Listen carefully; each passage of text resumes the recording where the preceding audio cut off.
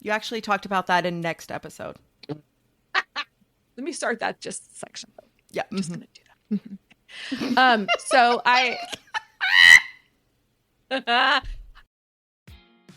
Yay, you're here. Welcome to How to Be a Grown-Up with CK and GK. Let's get started.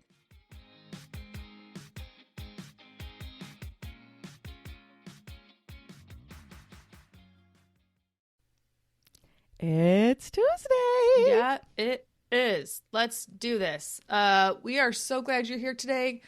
Today we are talking about what to say when the family talk at the gatherings turns towards politics and you just can't even. So hopefully this is coming out just in time for you to listen to it before Thanksgiving on the road trip to over the river and through the woods to grandmother's house, you know? So let's do this. All right. But before we do that, Caitlin, what are you doing in January? I want to discuss the state of our union. Oh, goodness. That's Jenny, my glowingly tricky warrior. I don't know. It's a generator that does this. I'm going to have to start doing it myself because some of these are just so random that I just can't even. So, okay. Well, let me tell you, political pickup lines, there's a lot of them out there. Ew. And some of them are not as middle of the road as let's discuss the state of our union. No. Ew. Okay. So, again, as I mentioned, we're talking about what to say at family gatherings when the talk turns towards politics and you are just not on the same page as your family. So today's sources are two pieces. One is this lovely Instagram account called Kind Minds Smart Hearts, _smart hearts. And it's run by a woman named Jackie Santienne. And I love her. She's got really nice parenting tips. And she also shares funny memes from parents. So check her out. And the other, the heavily cited source today is 11 Things to Say to Your Relative Whose Politics You Hate by Angela Hott in Time Magazine, which was a fabulous article. And the blog post for this episode is probably going to be pretty limited to go read that article. But just in case, you'll be able to find the video from Jackie in the blog post. And I would highly recommend that you read the article. It's very helpful. Before I get to that, I do want to acknowledge that this election was tough for a lot of people, myself included. And as a result, I took this article to heart. I firmly believe in doing what you can to protect your peace during this time. And so that's what kind of this is about. And as Jackie from Kind Minds Smart Hearts reminded me, the holidays are temporary. It is okay to put up temporary barriers to protect yourself. It's okay to prioritize your mental health. She ends this video that I'm going to put in the blog post for this episode by saying, one of my friend's very wise sons said, I think I've made enough memories with this person. Oh, wow. If that's you, that's okay, right? Otherwise, just remember this is temporary. And, ultimately the goal is to be able to move forward. So that's the hope here. I will tell you, in the fall of 2016, my dad started a conversation with, is it okay to talk about the election? Very interesting. And I was like, wow, thank you. That's a very respectful way to go about this. Very respectful. And I love that. And we're going to get to that. The thing is, some people are saying, I'm not going to family get-togethers. And I'm not here to tell you whether or not you do that. Again, as I said, I believe in protecting your peace. So if that means that you can't do it, then that's what that means. Yeah. Okay. No, I get it. But it is really difficult to opt out of family get-togethers. So here are some ways to protect your peace when you do have to attend. Okay. One is to make your intentions clear ahead of time by saying point blank, I won't be talking about politics today. Perfect. Okay. You are emphasizing that you want to keep the focus on the kids or on the festivities or whatever. And you're going to ask straight up for a commitment to avoid talking about it. Okay. And chances are it's going to come up anyway. And when it does, you can say, okay, that's enough of that. pass the gravy or whatever, opt out. Right. Or remind everyone, hey, we are not talking about that here today. And let it go. Okay. Yeah. So that's the first one. I won't be talking about politics today. The second one is, if you're choosing empathy, can you tell me a story that helps me understand how you came to believe that? So here's what the article says. It says, asking for the story behind someone's beliefs can help us remember that our family members are complex and that their ideas come from a place that we might recognize even if we don't necessarily subscribe to those beliefs. So the example given here is, maybe I disagree with my uncle deeply, deeply, deeply about guns, but his story about his sense of accomplishment and belonging after shooting his grandfather's rifle for the first time might help me remember kind of where he's coming from, right? Right. Just as we want people to have empathy for how we feel, the best way to do that is to model empathy ourselves, right? So there we go. This one I kind of like because it feels a little petty. I don't like it. But here we go. It's, if I had heard only what was in your news feed, I'm sure I'd think the same thing, but I've had different experiences in my life. You could even just, if you wanted to dial it back a little bit, you can just say, I've had different experiences in my life. Yeah, you really could. So one of the sources cited in the Time article is someone named Neelan Parker, who is the executive director of Common Ground USA, which is an organization that's dedicated to building peace. She considers this a very gentle reminder that even the most compelling news stories don't necessarily apply equally to everyone's lives, right? Because everyone has different experiences. Here's another one, number 4. What kind of compromise or solution might work for both sides? And maybe reframing it as, how do we work to come up with a solution that's inclusive and that's helpful for most people? You're disarming them by putting them on the same team, right? You're saying that ultimately we have the same goal. Let's work together toward unity. So come to that. Okay, number 5. And this is one of Jenny's lines that she's used on me. I've heard her use it on her husband. It tends to be a distracting line for her sometimes, but the line is, tell me more. Or you can say more about that. Say more. Okay. Even though you might not want to hear more, so this might be a little counterintuitive. If you can convince someone that you actually do want to hear what they have to say, it disarms them. They stop ranting about it and they start talking about it. And honestly, it's kind of calling them out on anything that's inflammatory. They'll chill a little bit is the usual reaction. Okay. And maybe they'll actually listen to what you have to say also, because you've given them a chance to speak. But if they're coming from a space where they feel like they don't have permission to share, or they don't have the space to talk, and you give them open permission and say, no, I want to hear from you. Tell me more. It really does turn off that defense. It does, yeah. And make it a conversation rather than a lecture. And they're not backed into a corner anymore, right? Like that. Right. One of the things that I've experienced in my conversations with people who disagree with me politically is that the reaction tends to be very defensive and backed into a corner,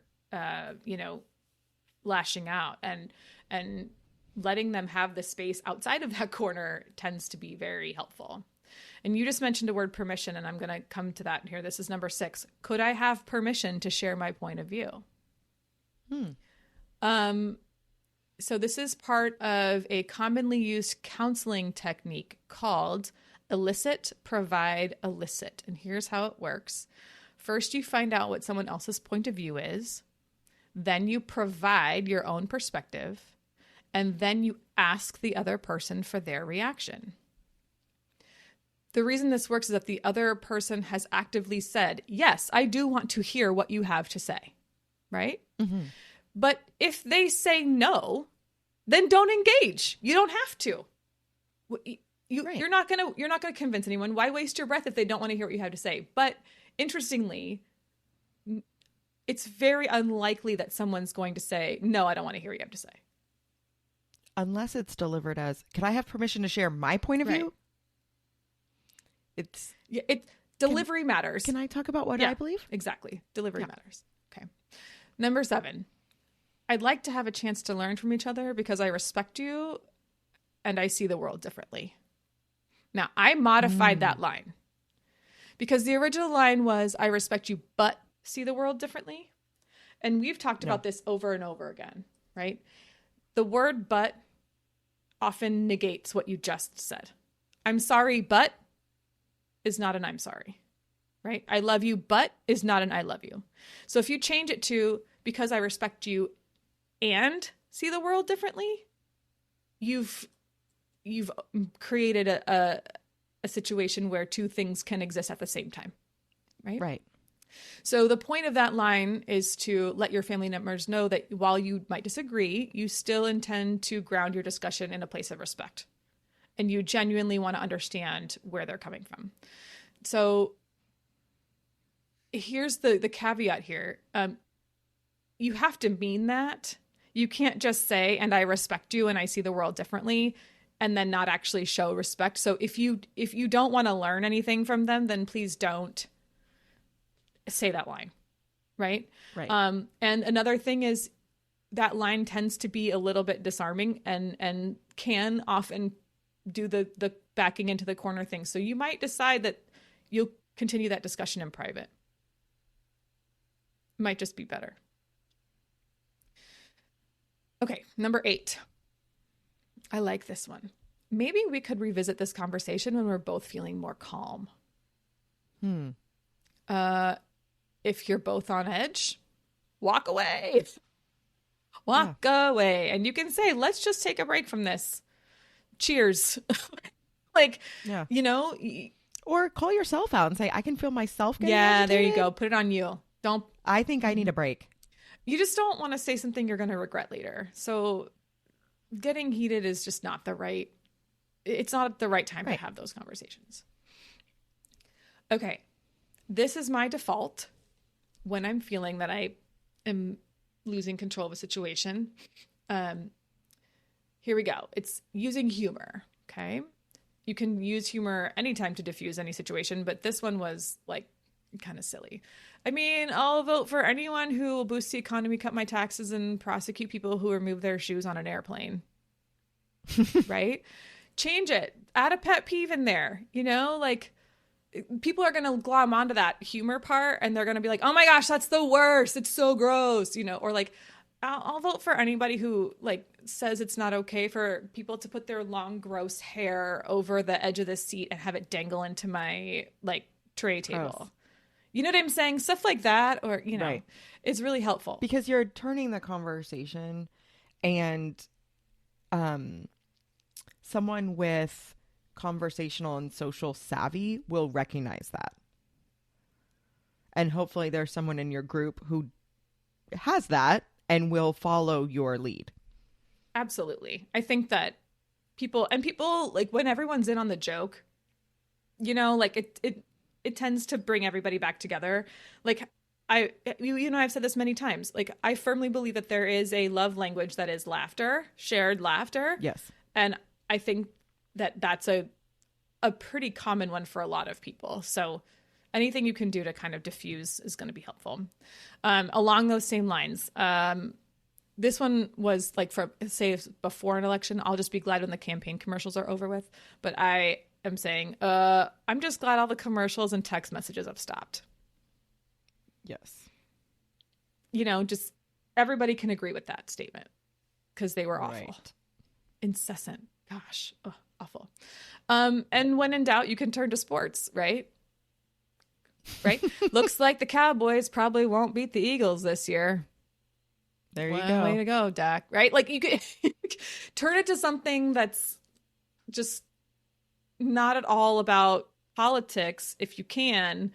And if it has to be a random comment that you just throw out there to diffuse, that's fine. People are going to be way more engaged in a fun conversation that's a debate about sports than they are about a conversation about politics that isn't so fun. And depending on your family, it might work to just say that same phrase every time things start to get off track. Right. Like, what's your go-to? So like, how about those Cowboys? Remember we were talking about the Cowboys? Yeah. My family, that would totally resonate. They would all laugh and be like, okay. Right. Yeah. And if you're not a sports family, then find something out. Find something else to do. Like, wow. So how about that pie? Real good. Yeah. Excited? Let's have some pie. And everyone, it'll be awkward enough that people will understand that you're trying to shift the conversation to something else. If you need to, pull out like a fun conversation game and play at the table. It is okay to have backup support. We've talked about games before. There's some fun ones there's one like the would you rather questions. Print out a list of those and have them at the table, right? Like do something to make sure that you can steer the conversation in the right direction.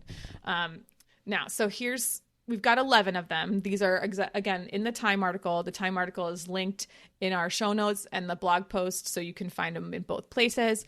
I'm going to end on this note that I thought was really important from the article, the Time article.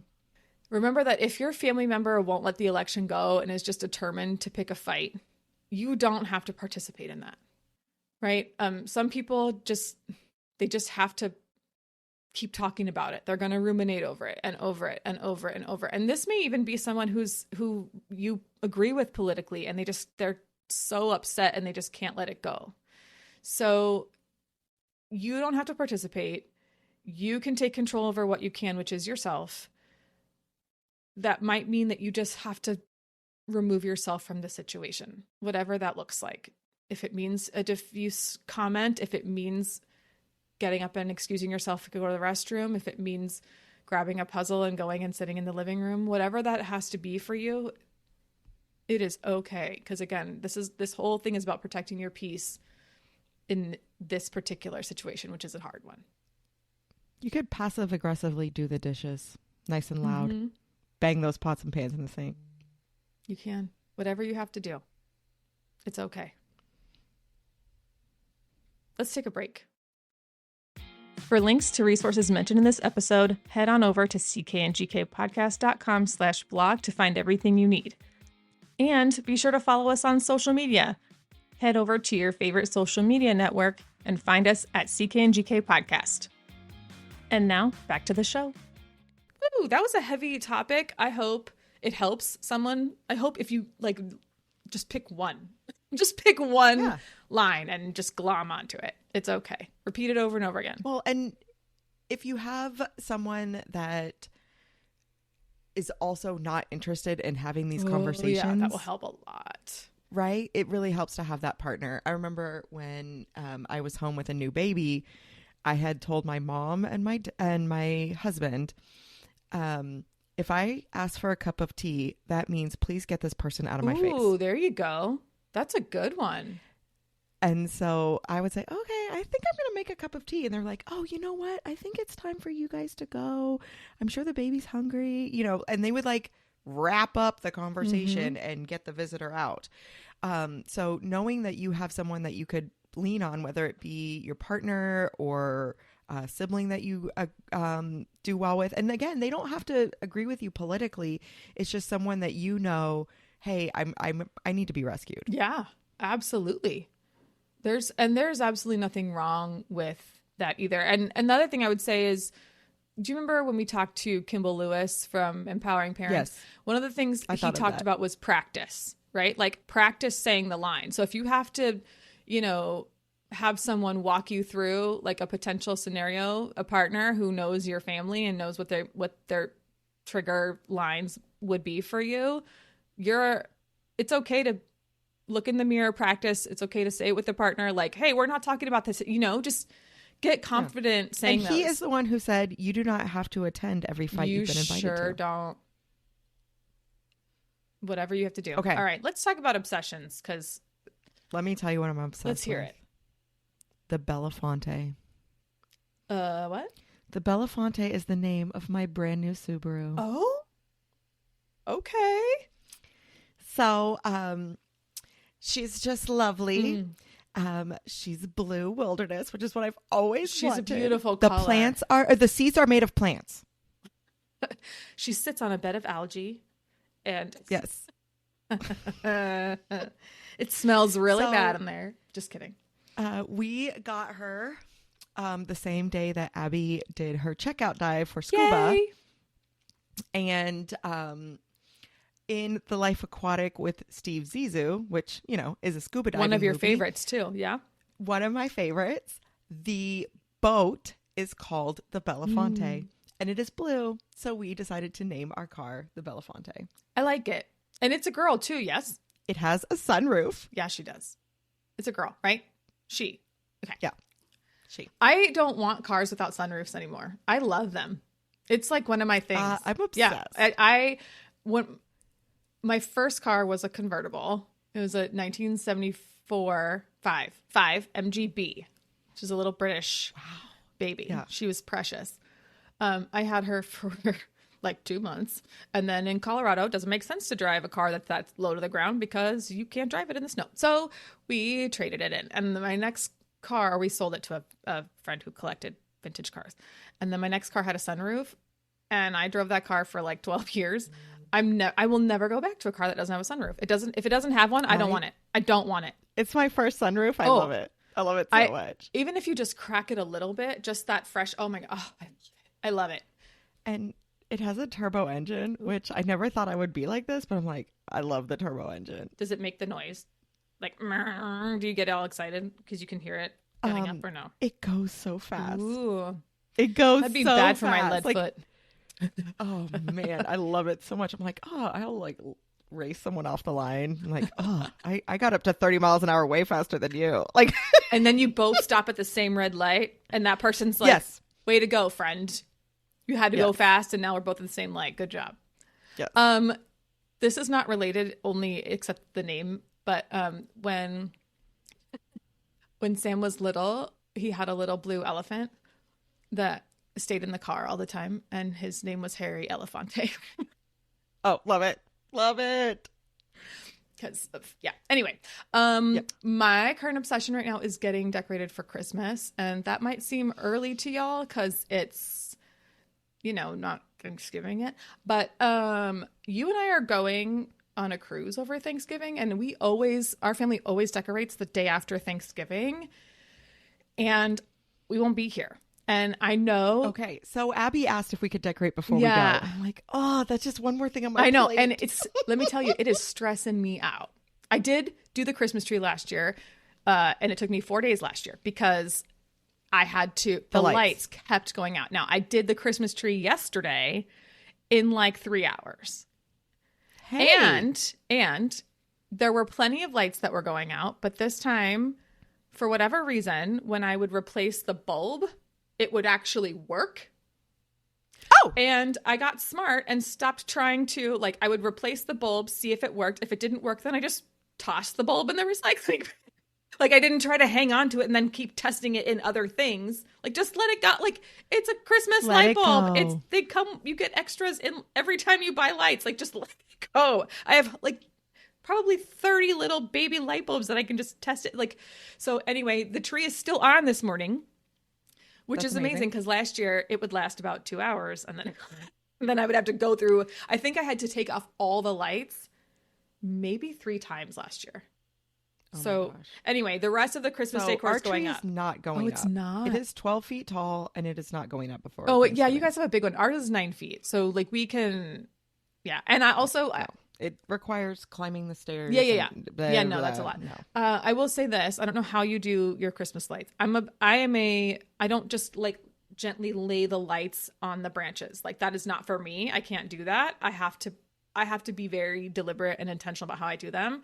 The trunk is all white so that it has what my mom and I respectfully call the inner glow.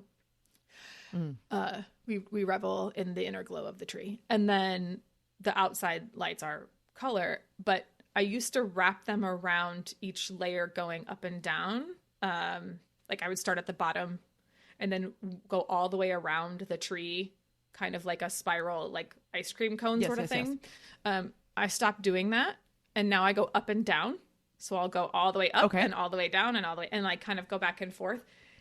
It makes the lights go on faster.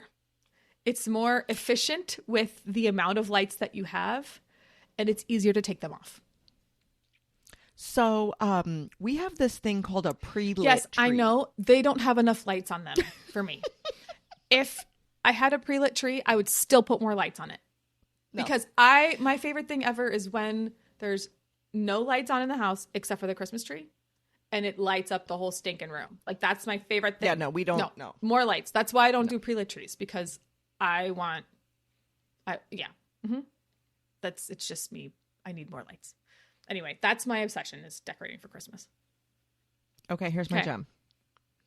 I am reading a book called The Disappearing Spoon. Okay. It is about the periodic table. It's little vignettes about how the periodic table was put together, and then stories about each of the elements. Yeah. And it is riveting. Sounds boring. Well, that's it. Every person that I've read it around is like, doesn't that make you want to fall asleep? Isn't that boring? And I'm like, no, it's so good. I have gotten into one science book, and it was The Immortal Life of Henrietta Lacks. But otherwise, I haven't gotten into it. But okay, I mean, Disappearing Spoon, I don't get it. But so my gem has happened multiple times. The people are saying, aren't you bored out of your mind? Don't you think that book is boring? And I have to say, no, it's amazing. Oh my gosh. Okay. Well, speaking of amazing, I'm going to have a little personal celebration. And this is more personal than I think we usually get, but I'm just going to say it. I am somebody who, at my 40-year-old mammogram, yay for being 40, there's just a little cluster of something that's going on. Right. And I had to have a follow-up diagnostic mammogram. And then they said, okay, this looks okay for now, but we're concerned. We want you to come back in 6 months. So I had my 6-month follow-up the other day, and everything looks clean right now. So it's not perfect. That little cluster of stuff is still there, but it hasn't changed. But they can watch it. And they're just watching it. And so that's really good that it hasn't changed in 6 months. And I'm celebrating that. And if you haven't already, I know we passed Breast Cancer Awareness Month, but frankly, every month should be that month. So check yourself if you haven't already. And if you're over 40 and you haven't booked your first mammogram, this is your reminder to please go do that. Also, it's not so bad. It used to be worse. I had a mammogram when I was 28 for what I would consider to be a similar issue. And that one really hurt. I don't know if I didn't know what to expect, or I think the technology has really improved, frankly, where they don't have to do what they've had to do. But it is kind of wild to see the amount of pressure they put on you. Like, they'll show you in pounds, like how heavy the pressure is on yourself. But I always just take a couple of Motrin before I go, and then go in, and I really don't have an issue. It doesn't hurt. And I will tell you, the clinic I went to was also super fast. Yes, it doesn't take very long. My appointment meant something. I got there at the time, checked in, and was taken right back. And the whole squish is like 10 minutes. Yeah, maybe. It's not bad. It's really not bad at all. So if you haven't done it because it's producing anxiety for you, does it cause pain? Absolutely. But is it temporary? Very hard? And no. The pain is so temporary. And let me tell you this. I just got an immunization, and it hurt when I got it because it's a needle. And now my arm is still sore. That's not how a mammogram is. I did not have residual soreness after the mammogram. Not at all. After I was dressed again, I was fine. Yeah. It's super easy. I would just highly recommend going. Just go get it done. Get it done. All right. Your insurance covers it. It's free. Yep. And if it's a diagnostic one, they'll tell you the results before you walk out the door. So you don't have to go home and feel like you're in agony just waiting for information. So that's really nice. That's what happened with me. So it's nice. Okay. So cheers to a clean mammogram. Thanks. Make good choices. And protect your peace. You can do this. And happy Thanksgiving. Happy Thanksgiving. Bye.